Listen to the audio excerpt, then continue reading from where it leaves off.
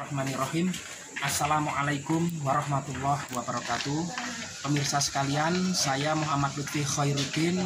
Saat ini masih berada di makam Sunan Ampel. Sebenarnya saya dulu pernah membuat video di makam Sunan Ampel ini, tetapi pada tanggal 2 Oktober ini saya berkunjung ke sini lagi dan saya perbarui video saya.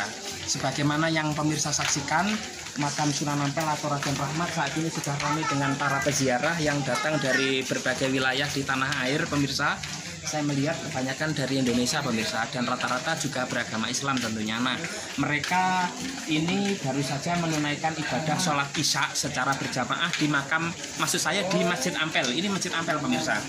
Ya, ini adalah merupakan Masjid Ampel, yaitu masjid yang dibangun Sunan Ampel. Nah, sebagaimana yang tadi saya jelaskan pemirsa, bahwa makam Sunan Ampel ini terletak persis di belakang Masjid Ampel. Beliau adalah salah satu waliullah yang berada di kota Surabaya makamnya, dan merupakan satu di antara 9 wali songo ya, Sunan Ampel itu. Selain Sunan Maulana Malik Ibrahim, kemudian Sunan Bonang, Sunan Derajat, Sunan Giri, kemudian kalau di Jawa Tengah ada Sunan Kalijogo, Sunan Kudus, Sunan Muria, dan Sunan Gunung Jati ya. Nah, kemudian pemirsa sekalian, ketika waktu sholat tiba, makam Sunan Ampel ini ditutup tadi ya, sampai dengan wiridan selesai, begitu doa selesai, baru kemudian dibuka lagi untuk para peziarah. Dan di masa pandemi kemarin makam ini sepi pemirsa sekalian, dan saat ini sudah kembali normal, apalagi ini di akhir pekan. Banyak sekali peziarah yang datang dari berbagai wilayah, baik menggunakan roda 4 maupun roda 2. Apalagi ini di malam hari setelah waktu sholat isya atau ba'da sholat isya, peziarah tampak ramai sekali yang datang, baik bapak ibu maupun mas mbak dan seterusnya, kakang mbak yu dan seterusnya, datang ke sini semua untuk berdoa di makam Sunan Ampel.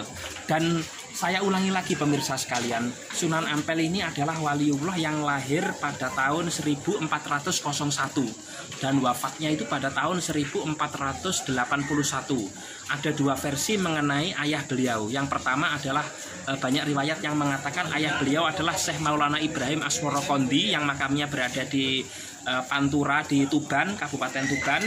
Tetapi dalam satu riwayat lain dikatakan beliau itu adalah putra dari Sunan Maulana Malik Ibrahim, yang mana antara Maulana Malik Ibrahim dan Asmorokondi termasuk Maulana Ishak ayahnya Sunan Giri itu konon adalah anak dari Syekh Maulana Jumadil Kubro yang makamnya berada di Troloyo di Kabupaten Mojokerto ya.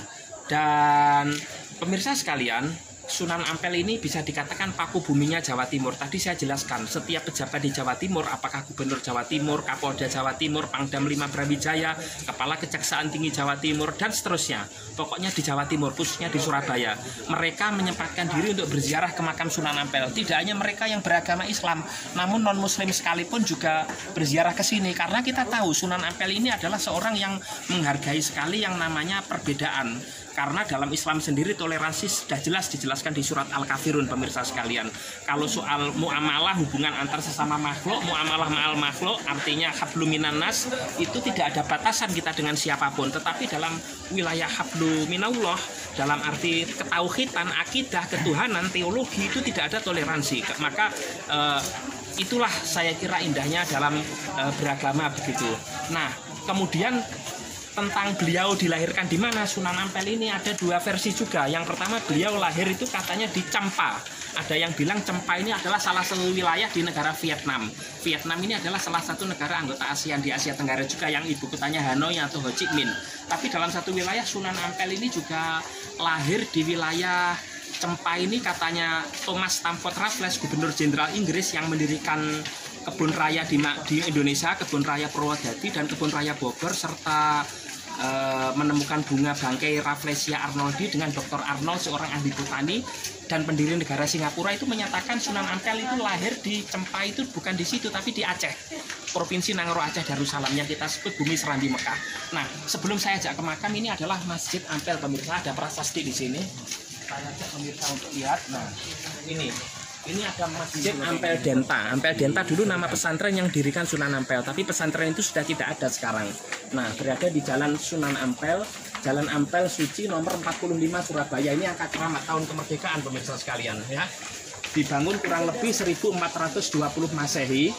Kemudian sebagai pusat keislaman tertua di Surabaya. Bangunan cagar budaya sesuai surat keputusan Wali Kota Surabaya, pemirsa sekalian. Ini lambangnya, ini nomor ini sekian tahun 96. Tanggal 26 September 1996. Pemerintah Kota Surabaya. Nah, saya ajak pemirsa untuk masuk ke dalam makam. Ini gapura makam, pemirsa. Gapura sendiri berasal dari kata Ghafuro yang artinya Maha Pengampun. Salah satu sifat Allah dalam Asmaul Husna. Saya ajak masuk ke dalam.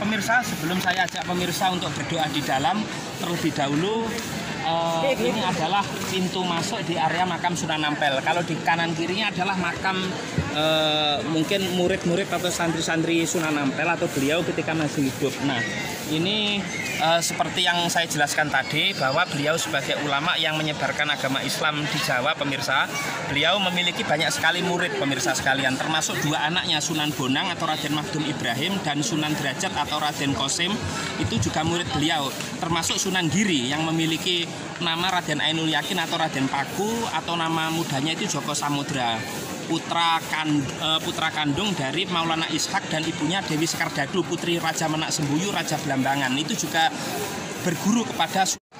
Dan pemirsa, salah satu ajaran yang terkenal dari Sunan Ampel ini adalah Molimo, atau kalau di dalam bahasa Indonesia kan tidak mau 5 perkara yang diharamkan dalam agama Islam. Yang pertama mau maling, tidak mau mencuri, kemudian mau madat, tidak mau obat-obatan terlarang, istilahnya narkoba kalau sekarang, narkotik, kemudian mau mabuk, tidak mau minum minuman keras, kemudian mau madon, tidak mau berzina, kemudian mau main atau tidak mau berjudi. Artinya ini adalah pesan moral, ajaran moral yang disampaikan Sunan Ampel, terkesan sederhana tapi ini sangat bermakna sekali bagi keselamatan manusia baik di dunia maupun di akhirat. Tampak sekali pemirsa, para peziarah sangat banyak sekali ya, artinya di masa pandemi yang sudah selesai ini area wisata religi Sunan Ampel ini sudah mulai ramai sekali dengan para peziarah. Dan sebelum saya masuk, ada satu hal yang barangkali perlu saya sampaikan. Nama Sunan Ampel ini juga sangat dimuliakan sekali. Beliau banyak dibuat nama, misalnya nama jalan, ada Jalan Sunan Ampel, kemudian ada nama perguruan tinggi juga yang menggunakan nama Sunan Ampel, yaitu ada Universitas Islam Negeri Sunan Ampel di Surabaya. Kemudian di Malang juga ada Ma'had Sunan Ampel, itu pemirsa sekalian, di salah satu perguruan tinggi, Ma'had Sunan Ampel Al-Ali, yaitu UIN Maulana Malik Ibrahim Malang, yaitu. Kemudian nama Sunan Ampel juga banyak diabadikan dalam berbagai bangunan, misalnya di berbagai pesantren khususnya memang di Indonesia. Dan para peziarah ini tentu pemirsa sekalian berdoa kepada Allah Subhanahu wa taala, bukan berdoa atau apalagi meminta kepada makam ya, karena bagaimanapun beliau adalah waliullah yang mana beliau kekasih Allah. Walaupun sudah meninggal dunia secara jasad atau secara fisik, tapi diyakini seorang kekasih Allah itu masih hidup pemirsa sekalian, tetapi secara ruh tentunya ya. Oke, saya ajak masuk ke dalam pemirsa sekalian, ke makam waliullah yaitu Sunan Ampel yang memiliki nama asli Raden Rahmat. Dan setelah itu nanti video ini saya tutup karena memang pengunjung di dalam sangat ramai sekali, sangat penuh sekali. Tentu kita juga harus bisa menjaga kenyamanan para peziarah untuk bisa berdoa dengan khusyuk di makam Mbah Sunan Ampel ini pemirsa sekalian. Apalagi ini di malam hari, tentunya mereka bisa berdoa dengan khidmat ya. Oke, saya ajak masuk ke dalam pemirsa sekalian. Ini ada tulisan protokol kesehatan masuk area makam dan seterusnya. Saya kira pemirsa udah paham ya.